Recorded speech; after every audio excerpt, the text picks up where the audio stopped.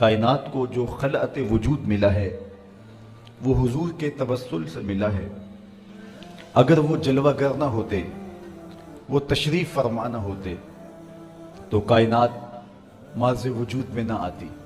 محمد نہ ہوتے تو اے بندہ پرور خدا خود ہی ہوتا، خدائی نہ ہوتی۔ بزم کونین کی ساری رنگینیاں اور بزم عالم کی ساری بھو قلمونیاں حضور کے ذکر سے ہیں، ان کے تذکرہ نور سے ہیں۔ اور اگر ان کا تذکرہ، ان کا ذکر اور ان کے تذکار کی مہک عالم میں نہ ہو تو سارا عالم پھیکا دکھائی دے۔ بلکہ میں تو یوں کہتا ہوں کہ ہمیں خدا تک جو رسائی نصیب ہوئی، خدا کی معرفت کا نور نصیب ہوا، وہ بھی حضور علیہ السلام کی تفعیل سے ہے۔ وگرنہ ایک ایسی ذات کو ماننا اور یقین بھی اتنا پختہ کہ ہمیں اپنے ہونے کا اتنا یقین نہیں ہے جتنا ذات باری کے ہونے کا یقین ہے۔ اور بالخصوص ماہ سیام میں یہ منظر دیکھنے کو ملتا ہے کہ سخت گرمی ہے، زباں کانٹا بن گئی، ہونٹ خشک ہیں، حلق خشک ہے۔ سخت گرمی کے باوجود دروازہ مکفل اور ٹھنڈا پانی بھی دستیاب، اور ہم ایک لقمہ بھی اور ایک قطرہ پانی کا بھی حلق سے نیچے نہیں اتارتے، اس لیے کہ ہمارا رب ہمیں دیکھ رہا ہے۔ یہ یقین ہمیں بند کمرے میں بھی میسر ہونے کے باوجود ٹھنڈا مشروب حلق سے اتارنے سے روک دیتا ہے۔ یہ اس کی ذات پر یقین ہے۔ یہ یقین کیسے پیدا ہوا؟ یہ تیقن کیسے ملا؟ ایک ایسی ذات پر جس کو دیکھا نہیں، جس کو چھوا نہیں، جس سے کبھی ہم کلام نہیں ہوئے، جس کو سوچنے بیٹھ جائیں تو مرغ عقل تھک کے گر جائے، جو وہم خیال ادراک کی حدود سے ورا ہے۔ اکبر الہ آبادی نے کہا تھا، تو دل میں تو آتا ہے سمجھ میں نہیں آتا، میں جان گیا بس تیری پہچان یہی ہے۔ تو سوچا نہیں جا سکتا، ناپا نہیں جا سکتا، تولا نہیں جا سکتا، دیکھا نہیں جا سکتا۔ لا تدرکہ الابصار، تمہاری آنکھوں میں طاقت کہاں کہ اس کے جلووں کی تاب لا سکو۔ تو جس کو دیکھا نہیں جا سکا، جس کو سوچا نہیں جا سکتا، جس کو سمجھا نہیں جا سکتا، صرف مانا جا سکتا ہے، اور وہ مانا حضور کے کہنے پہ۔ ایسی ذات کو کہ جو فہم و ادراک کی حدود سے ورا ہے، اور یہ وہ انسان مان رہا ہے جو محسوسات کا عادی تھا۔ اقبال نے کہا، خو گرے پیکرے محسوس تھی انسان کی نظر، بن دیکھے خدا کو پھر کوئی مانتا کیوں کر۔ یہ انسان کی نظر تھی کہ وہ محسوسات کی عادی تھی، وہ دیکھ کر ماننے کا مزاج رکھتی تھی، اور ایک ایسے خدا کو منوایا گیا جو دیکھا ہی نہیں جا سکتا، جو عقل و فہم کی حدود سے بڑا ہے، جو شنوائی نہیں دیتا، جو سنائی نہیں دیتا، جس کو چھوا نہیں جاتا، حواس خمسہ جس کا ادراک نہیں کر سکتے، عقل کی پہنچ سے وہ بالا ہے، اس پر اتنا پختہ یقین کہ اپنے ہونے کا اتنا یقین نہیں جس کا اس کے ہونے کا یقین ہے۔ تو یہ یقین پیدا کہاں سے ہوا؟ یہ پیدا یقین ہوا تو محمد عربی کی چوکھٹ سے نصیب۔ فیض پہنچا ہے رضا احمد پاک کا، ورنہ ہم کیا جانتے خدا کون ہے۔ تو خدا تک ہمیں رسائی جو نصیب ہوئی، یہ حضور کی چوکھٹ سے نصیب ہوئی۔ حضور کی شہادت سے ہم نے اس پاکیزہ وجود کو مانا۔ اللہ کے محبوب علیہ السلام ایک دن کہیں جا رہے تھے تو سوا نامی ایک شخص کے پاس ایک گھوڑا تھا، حضور کو پسند آ گیا تو اسے کہا کہ یہ گھوڑا بیچتے ہو؟ اس نے کہا جی بیچتا ہوں۔ کتنے کا سودا طے ہو گیا؟ فرمایا میں تاجرانہ غرض سے تو نہیں یہاں آیا تھا، اچانک تمہارا گھوڑا مجھے پسند آ گیا تو میں نے خرید لیا، تم رکو میں اس کی قیمت لے کے آتا ہوں۔ حضور گھر گئے تو واپس آنے سے پہلے کسی نے اس کو رکے ہوئے دیکھا تو کہا یہاں ٹھہرے ہو؟ کہا مسلمانوں کے نبی سے اس گھوڑے کا سودا کیا، وہ قیمت لینے گئے۔ کتنے کا سودا؟ اس نے بتایا۔ اس نے کہا مجھ سے زائد پیسے لے لو۔ اس نے کہا میں تو ان سے سودا کر چکا ہوں۔ کہا جب تم نے سودا کیا تھا اس وقت کوئی موقع کا گواہ ہے؟ کہا کوئی نہیں تھا۔ تو کہا مکر جانا۔ زیادہ پیسوں کے لالچ میں آ گیا۔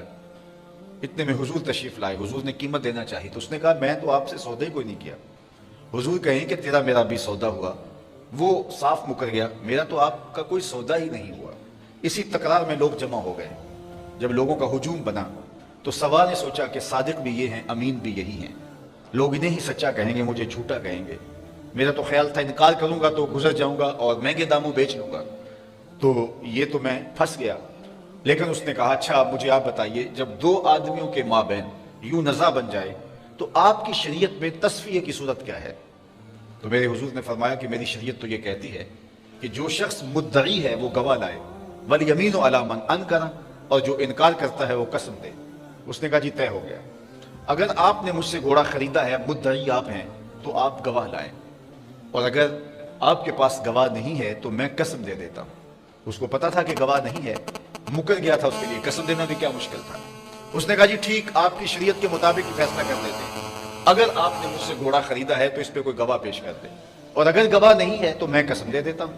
لوگوں کا ہجوم ہے، اتفاق تھا کہ کوئی گواہ نہیں تھا، تو جب اس نے بار بار مطالبہ کیا آپ گواہ لائیں نہیں تو میں قسم دیتا ہوں، مجمع میں موجود ایک صحابی حضرت خزیمہ بن ثابت انصاری رضی اللہ تعالی عنہ آگے بڑھے، سینے پہ ہاتھ رکھا اور سوا سے مخاطب ہو کے کہا قسم مانگ، گواہی مانگتا ہے، میں گواہی دیتا ہوں، اللہ کے رسول نے تجھ سے گھوڑا خریدا ہے، جتنی قیمت حضور بتا رہے ہیں اتنے میں سودا ہو گیا۔ اس نے مفت تو دیا نہیں تھا، زیادہ پیسوں کے لالچ میں آ گیا تھا اور مکر گیا تھا۔ اس نے بھی سوچا چلو مجھے فرار کا راستہ ملا، کوئی بحث نہیں کی۔ اس نے کہا جی ٹھیک ہے میرا مطالبہ پورا ہو گیا، لائیے قیمت، اور یہ رہا گھوڑا۔ حضور نے گھوڑا پکڑا، لوگ ہٹنے لگے، مجمع چھٹنے لگا، تو حضور نے حضرت خزیمہ کو بلایا، کہا خزیمہ گھوڑا بھی مل گیا، بات بھی سچ تھی، لیکن تم نے کیسے گواہی دی؟ تم تو موقع پہ موجود ہی نہیں تھے، تو تم نے کیسے گواہی دی؟ سنو حضرت خزیمہ نے کیا جواب دیا، آپ کے سینے میں ٹھنڈ بڑھ جائے گی۔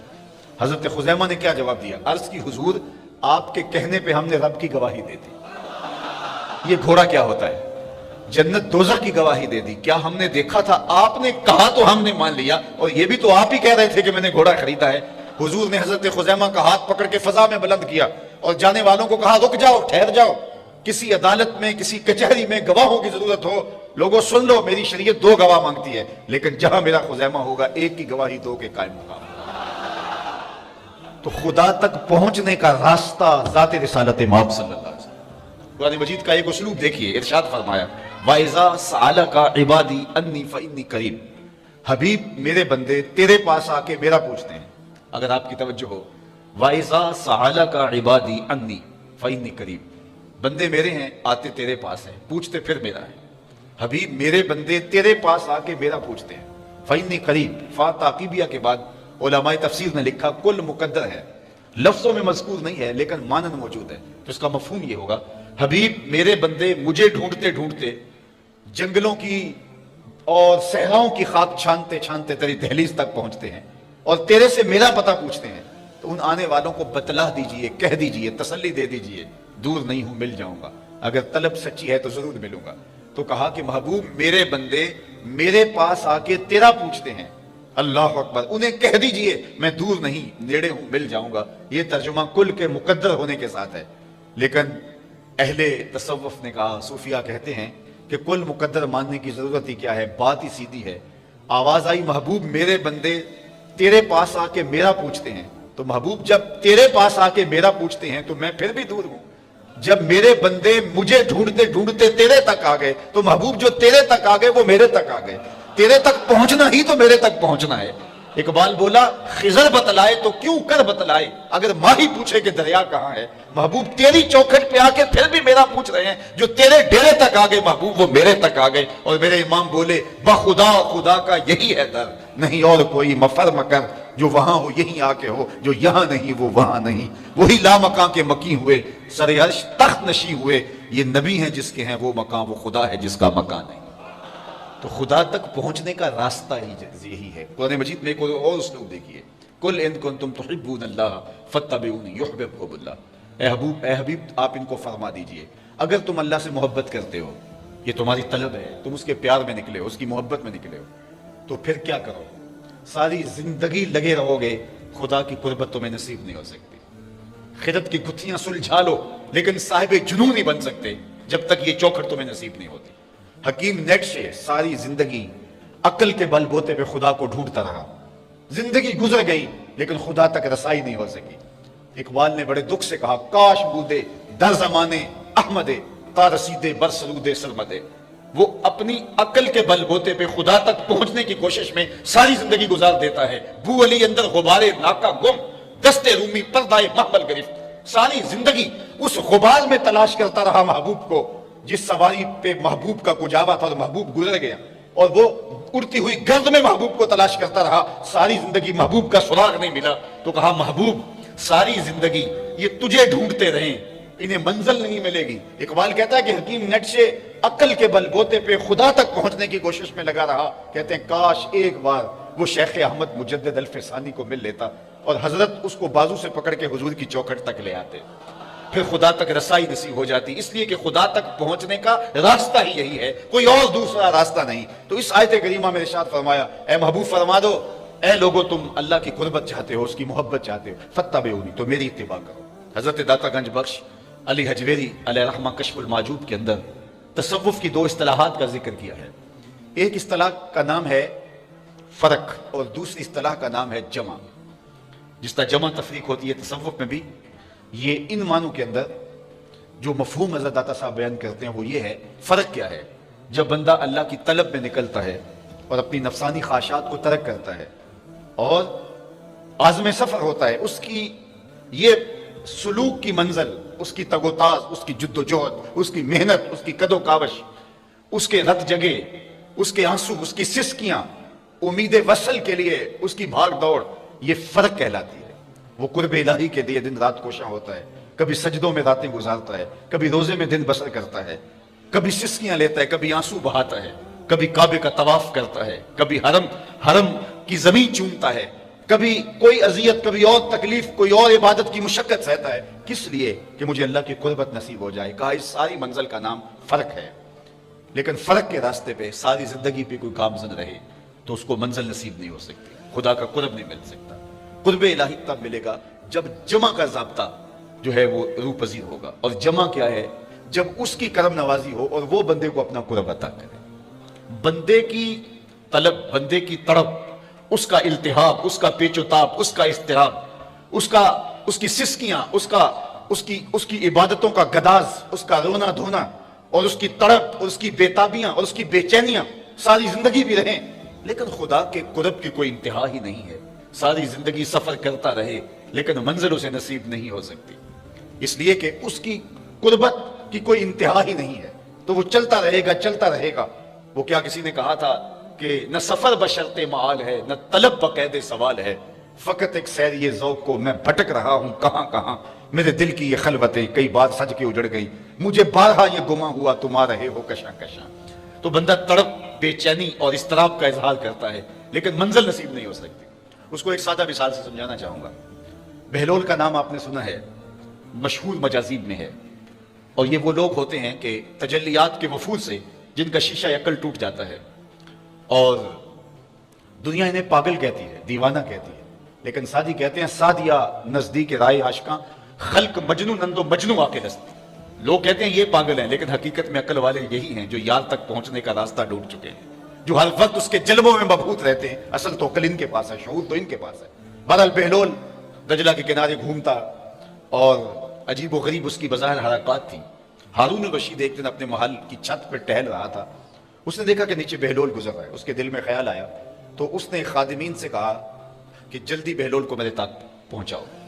تو جو مامور تھے خدمت پر، انہوں نے اوپر سے نیچے کمند پھینکی، نیچے والوں کو اشارہ دیا، انہوں نے بہلول کو پکڑ کے ڈولی میں رکھا، اوپر والوں نے کھینچ لیا. 2 لمحوں کے بعد بہلول بادشاہ کے سامنے تھا. بادشاہ نے بہلول سے پوچھا مجھے ایک بات تو بتاؤ، تم خدا تک کیسے پہنچے ہو؟ مجھے یہ بات بتاؤ تم خدا تک کیسے پہنچے ہو؟ تو بہلول نے 2 لفظی جواب دیا. کہا بادشاہ جیسے آپ تک پہنچا. جو اللہ کے بندے ہوتے ہیں ان کی لمبی تقریریں نہیں ہوتی، بات میں سادہ و آزادہ، معانی میں دقیق. اقبال نے جو مرد کلندر کی نشانیاں بیان کی ہیں ان میں سے ایک نشانی بات میں سادہ و آزادہ، معانی میں دقیق. تو کہا کہ جیسے آپ تک پہنچا. بات تو سادہ سی تھی لیکن ہارون رشید کہنے لگا میں سمجھ نہیں پایا. کہا بات تو آسان ہے، تم نہیں سمجھ پائے تو میں کیا کروں؟ کہا تشریح چاہتا ہوں. کہا سنو، میں خود آنا چاہتا تو درخواست لکھتا، پھر دیوان خانے میں جاتا، جمع کرواتا، کئی مہینوں کے بعد ایک پروسیس کے بعد آپ تک پہنچتی، پھر آپ کی مرضی ہوتی تو آپ اس درخواست کو قبول کرتے، نہ کرتے، قبول کرتے تو پھر اپنی مرضی کا وقت دیتے. وہ مہینوں سالوں کے بعد بھی ہو سکتا تھا. پھر اس وقت پہ میں پہنچتا، آپ کے کوئی ضروری مہمان آ جاتے، کسی اور سلطنت کے سفیر آ جاتے، تو میری ملاقات وہیں رہ جاتی. تو میں چاہتا تو کئی مہینے اور کئی سال لگ جاتے، ملاقات پھر بھی آپ کی مرضی پہ موقوف تھی. اور جب آپ نے چاہا تو 2 گھڑیاں بھی نہیں لگی، جب آپ نے چاہا تو 2 لمحے بھی نہیں لگے. مانا کہ سفر، محبت کی سفر میں ہر گام پہ 100 مشکل ہے، لیکن یہ سفر آسان بھی ہے اگر ساتھ تمہارا ہو جائے.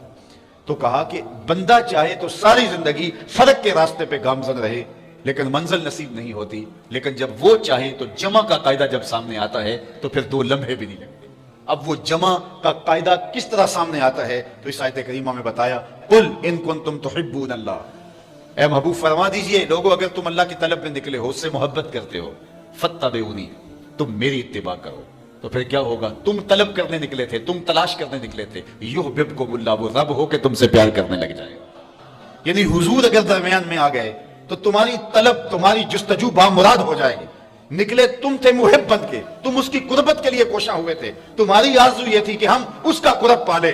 لیکن جب تم نے حضور کو محبت اور حضور کو پیار اور حضور کو الفت کے رنگ کے اندر مانا اور حضور کی اطاعت اور فرما برداری کو تم نے شعار زندگی بنا لیا، تم طلب کرنے نکلے تھے، اس کی رحمتیں تمہیں تلاش کریں گی، وہ تمہیں رحمتوں سے نوازے گا اگر تم حضور علیہ السلام کی اتباع اور حضور کی محبت کرو. اس لیے خدا تک پہنچنے کا ایک ہی راستہ ہے اور وہ حضور کے قدموں تک پہنچنا ہے. اقبال کے سارے کلام کا رس نچوڑیں تو خلاصہ یہ نکلتا ہے کہ محمد سے ایسا خلاصہ یہ نکلتا ہے، بمصطفیٰ برساں خیش را کے دی ہما اوست، اگر بہو نہ رسیدی تمام بولا بیست. اقبال کہتے ہیں اپنے آپ کو کھینچ کے حضور کے قدموں تک لے جا، سارا دین اسی کا نام ہے. اور اگر تو حضور تک نہیں پہنچا تو کلمہ پڑھ کے بھی ابو لہب کا ابو لہب ہی رہا ہے. اس لیے اگر میں اور آپ چاہتے ہیں کہ ہمیں خدا کی قربت نصیب ہو تو ہمیں حضور کی راہوں تک پہنچنا ہوگا، حضور کے طریقے کو اختیار کرنا ہوگا، ان کے طرز زندگی کو اختیار کرنا ہوگا. ہم دعوی محبت رکھتے ہیں اور ہم اپنے دعوی محبت میں سچے ہیں، لیکن ہم نے یہ دیکھنا ہے کہ ابھی ہماری محبت کہیں ناپختہ تو نہیں ہے.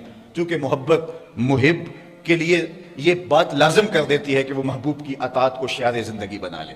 محبوب نے جو حکم دیا ہو اس کو ماننا تو جان لڑا کر بھی ضروری ہوتا ہے. محب تو محبوب کی صرف منشا کو دیکھتا ہے کہ محبوب کی منشا کیا ہے. محبوب کا حکم وہ تو حکم ہوتا ہے، محبوب نے کہہ دیا تو پھر اپنی خواہش کیا رہ جاتی ہے؟ تیرے ہندیاں سندیاں محبوبہ میں کافر ہوں ماجے میں ہوں. جب محبوب نے کہہ دیا تو پھر تو کوئی بات ہی نہ رہی. اصل جو محب ہوتا ہے وہ محبوب کے حکم کا انتظار نہیں کرتا، محبوب کی منشا دیکھتا ہے کہ محبوب کی منشا کیا ہے. مدینہ المنورہ کی ایک گلی سے میرے حضور گزر رہے ہیں تو ایک ایسا مکان بن رہا تھا جس طرز تعمیر کو حضور پسند نہیں کرتے تھے. حضور نے روک کے پوچھا یہ کس کا مکان ہے؟ کہا فلاں انصاری صحابی کا. حضور نے کچھ نہیں کہا، گزر گئے. کسی نے اس انصاری کو جا بتایا حضور نے تیرا مکان دیکھا تھا، چہرے پہ آثار پسندیدگی ظاہر نہیں ہوئے. اس نے کہا اچھا. کہا ہاں. اس نے کدال لیا اور مکان کو زمین کے برابر کر دیا. 2-4 دن کے بعد حضور کا دوبارہ گزر ہوا، دیکھا کہ ملبے کا ڈھیر پڑا ہوا ہے. اسے بلایا، کہا میں گزرا تھا تیرا مکان تھا، آج ملبے کا ڈھیر ہے. کہا حضور میں نے گرا دیا ہے. فرمایا کیوں؟ عرض کی سنا تھا آپ کو پسند نہیں، سنا تھا آپ کو پسند نہیں. میں اور آپ دیکھیں ہمارا کیا کیا حضور کو پسند نہیں. سر سے لے کر پاؤں تک غور کریں ہمارا کیا کیا حضور کو پسند نہیں. اپنے عقیقے سے لے کے ولیمے تک دیکھیں ہمارا کیا کیا حضور کو پسند نہیں. اپنی نجی زندگی سے لے کے سیاسی زندگی تک دیکھیں ہمارا کیا کیا حضور کو پسند نہیں. اپنے کاروبار سے لے کر کے انداز معاشرت تک دیکھیں ہمارا کیا کیا حضور کو پسند نہیں. محمد دی زیارت محمد دے رنگ وچ اگر ان کے ہوئے ہیں تو پھر ہم ان کے ہو گئے، پھر اپنی خواہش کہاں باقی رہی. ایک صحابی آئے اور انہوں نے حضور سے سلام کرنا چاہا لیکن حضور نے رخ پھیر لیا.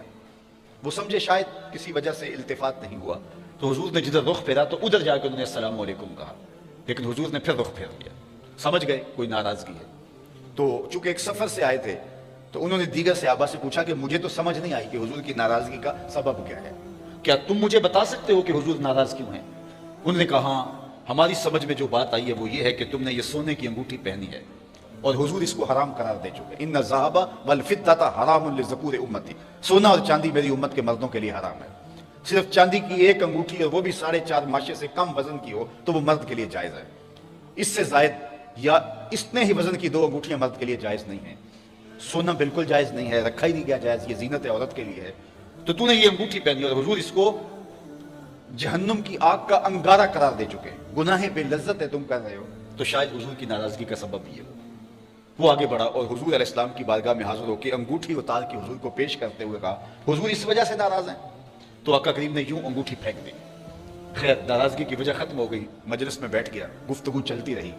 जब मजलिस इख्तिताम को पहुंची, लोग वापस पलटे और वो भी वापस जाने लगा, तो किसी ने इशारा दिया, वो सोने की अंगूठी तो उठा लो, तुम तो नहीं पहन सकते, तुम्हारी बीवी तो पहन सकती है, कीमती धात है। तो उस सहाबी ने क्या जवाब दिया वो सुनिए। उसने कहा वल्लाहि ला आखुजुहु वक़द तरहहु रसूलुल्लाह सल्लल्लाहु अलैहि वसल्लम, अल्लाह की कसम मैं इसको कभी भी नहीं उठाऊंगा जिसको मेरे हुजूर ने फेंक दिया है। जिसको मेरे हुजूर ने फेंक दिया मैं इसको कभी नहीं, सोना है, हीरा है, चांदी है, पखराज है, मोती है, कुछ भी है, मैं इसे हाथ भी नहीं लगाऊंगा जिसको मेरे हुजूर ने फेंक दिया है। साहिबो देखो किस किस चीज को मेरे हुजूर ने फेंका है, और हम अगर उस चीज को सीने से लगाते हैं तो हम आशिक रसूल नहीं हो सकते, हम खुद फरीबी में मुब्तला हैं। अगर हम आशिक हैं, आशिक होना आसान नहीं है। हमारे बुजुर्ग झूम के शेर पढ़ा करते थे, आशिक आशिक हर कोई आखे पर आशिक बनता मर के। ऐसे आशिक नहीं हो जाता। आशिक आशिक हर कोई आखे पर आशिक बनदा मर के, जहर प्याला कोई नहीं पींदा पर आशिक पींदा पर के। तो जब आप आशिक हैं तो फिर आपका इश्क महबूब की अतात की चौखट पे आपको क्यों नहीं लेकर के आता। मैं और आप अपने आप को देखें, अपने तर्ज जिंदगी को देखें। मेरे उस्ताद फरमाया करते थे, ये ना हो कि लोग तुम्हें पूछे तुम कौन होते हो और तुम्हें बताना पड़े जनाब हम मुसलमान होते हैं। ये देखो मजहब के खाने में इस्लाम लिखा है। आप फरमाया करते थे, साहेब न किसी को पूछना पड़े न तुझे बताना पड़े, तेरी वज़ाकता तर्ज जिंदगी अंदाज़े मुआशरत ऐसा होना चाहिए, तुम दूर से आ रहे हो लोग पहचान के कहें वो देखो आका का गुलाम आ रहा। नूर आंखों में तो चेहरों पे उजाले होंगे, मुस्तफ़ा वालों के अंदाज निराले होंगे। दुनिया में भी उनके दम से मुकद्दर चमका, महशर में भी उनकी रहमत के हवाले होंगे। तो अगर उनके हुए हैं तो फिर सर से लेकर पांव तक उन्हीं के हो जाएं। हमारा तर्ज जिंदगी बताए हम नौकर हुजूर के हैं, हमारा अंदाज़े मुआशरत बताए हम नौकर हुजूर के हैं। रबीउल अव्वल का मौसम आ रहा है, अपने घरों में जरूर झंडियां लगाना, लेकिन सिर्फ झंडियां तुम्हारे घरों में ना लगें, दिल के एक एक पर्द पे नाम मोहम्मद की झंडी जरूर लगाना। सिर्फ मंडेरों पे चरागा ना करना, बल्कि तुम्हारे दिल की गलियों में हुजूर के नाम का चरागा होना चाहिए। मैंने देखा जुलूस के दिन रबीउल अव्वल की 12 तारीख से पहले लोग अपने घरों को और अपनी गली और बाजारों को साफ कर रहे होते हैं, कूड़ा भी उठा के फेंक रहे होते हैं कि जनाब यहाँ से मिलाद का जुलूस गुजरना है। बहुत मुबारक है और बहुत अच्छा काम है कि तुमने गलियों का गंद साफ कर दिया और कूड़ा उठा के फेंक दिया। साहेब एक झाड़ू लेके दिल की नगरी में भी आओ, बहुत सारे कूड़े यहाँ भी पड़े हुए हैं, बहुत सारे ढेर नफरतों के, हसद के, कीने के, बुग़्ज़ के यहाँ भी पड़े हैं। और आओ कोई झाड़ू लेके इधर भी आओ और इस दिल नगर की भी सफाई करो और अंदर से भी और बाहर से भी हुजूर का मिलाद मनाओ। मेरे शेख फरमाते हैं, यारी ला तू पाक नबी संग ए पर पूरी यारी, फेर दरूद कबूल है तेरा लख न लो एक बारी। फिर तुम एक बार ही पढ़ोगे तो वो लाख से ज्यादा वजनी होगा। जब तुम्हारा अंदर भी दरूद पड़ रहा होगा, तुम्हारा बाहर भी दरूद पड़ रहा होगा। आइए इस मौसम रहमत में अपने आप को बदलने की कोशिश कीजिए। हुजूर की रहमतें छमा छम बरसती हैं, दिलों के आंगन मोहब्बत रसूल से आबाद होते हैं। मोहब्बत अपने तमाम तर आदाब की रियायत के साथ हमारे वजूद से जाहिर हो। हमारा तर्ज जिंदगी हुजूर की मोहब्बत और हुजूर के प्यार का रंग दिखाए और हम दूर से दिखाई दे कि हम आशिक रसूल होते हैं, हम गुलाम रसूल होते हैं। और अगर हम अपनी ख्वाहिश की जिंदगी बसर करते हैं और दावा इश्क रसूल करते हैं तो फिर हमें बहुत ज्यादा सोचना चाहिए। इकबाल ने कहा था, चू बना में मुस्तफ़ा खानम दरूद, आज खजालत आब मी गर्दत वजूद, इश्क मी गोयत के महकूम गैर, सीना ये तू अज बुता मानिंद दैर, तानदारी अज मोहम्मद रंगबू अज जुबान खुद मयाला नामे। कहा अगर जाहिर बातन में उनके रंग में अपने आप को रंग नहीं देता तो अपनी जुबान से उनके नाम को मैला न करना। उनके जिक्र की महक से अपने मशाम हस्ती को मुअत्तर करो, अपनी रूहों को सैराब करो, फिर तुम जिधर से गुजरते जाओगे वो महक फैलती चली जाएगी, वो खुशबू फैलती चली जाएगी।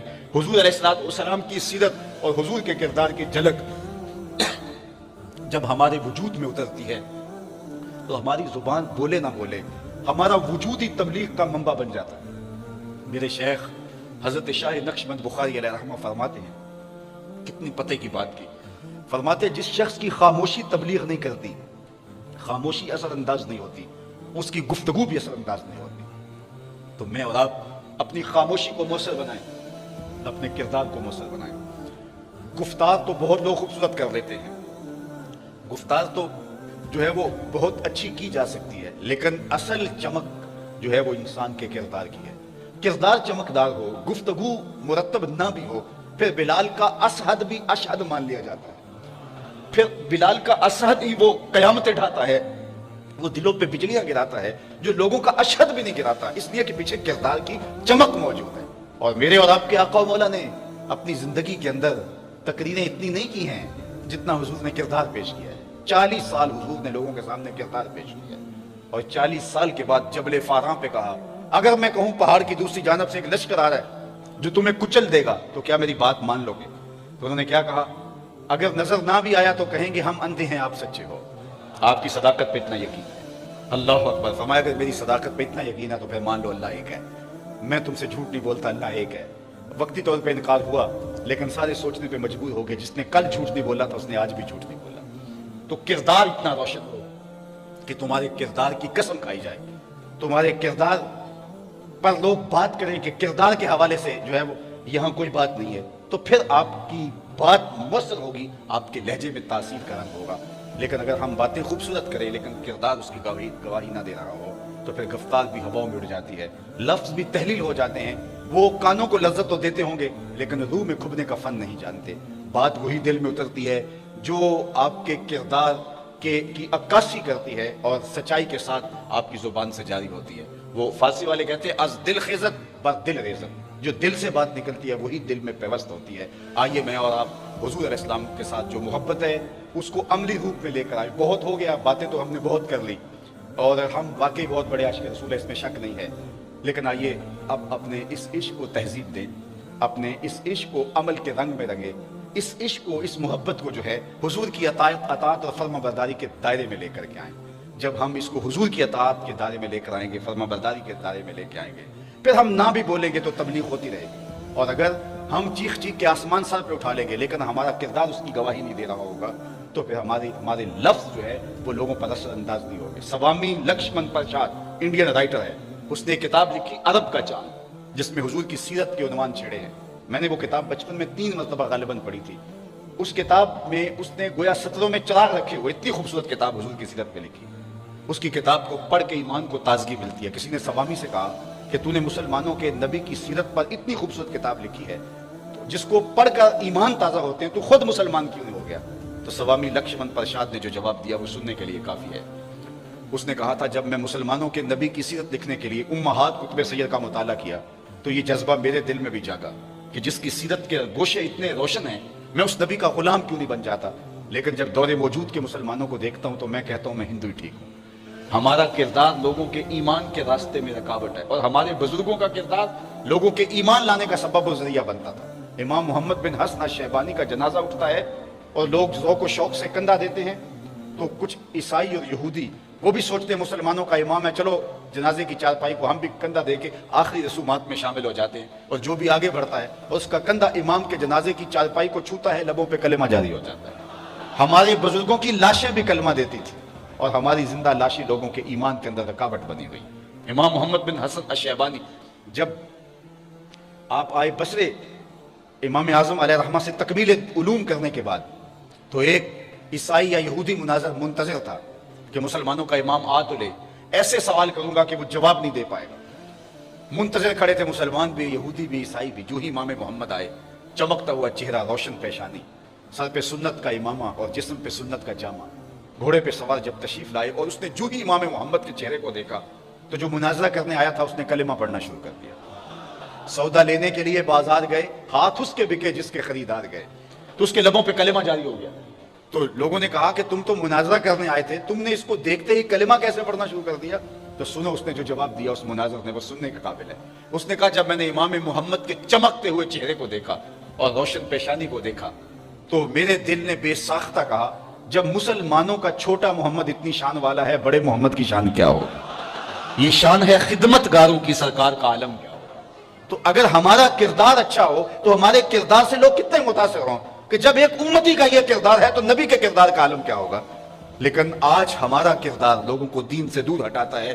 اس لیے صاحب میری گفتگو کا زیادہ زور ادھر ہی رہتا ہے کہ ہمیں اپنے کردار پر توجہ دینی چاہیے اور اپنے اندر اترنا چاہیے. ہم نے نعرے بھی بہت لگا لیے اور ہم نے تقریریں بھی بہت کر لی, ہم نے محافل اور مجالس بھی بڑے بڑے پیمانے پہ منعقد کر لی. اب ہم آئیں تھوڑا سا سفر کردار کی طرف کریں, تھوڑا سا سفر اطاعت رسول کی طرف کریں. ہمارا طرز زندگی بتائے کہ ہم حضور کے نوکر ہیں اور دور سے پہچانے جائیں کہ ہم حضور کے غلام ہیں. اللہ ہم سب کو غلامی رسول کی بہاریں عطا کر دے.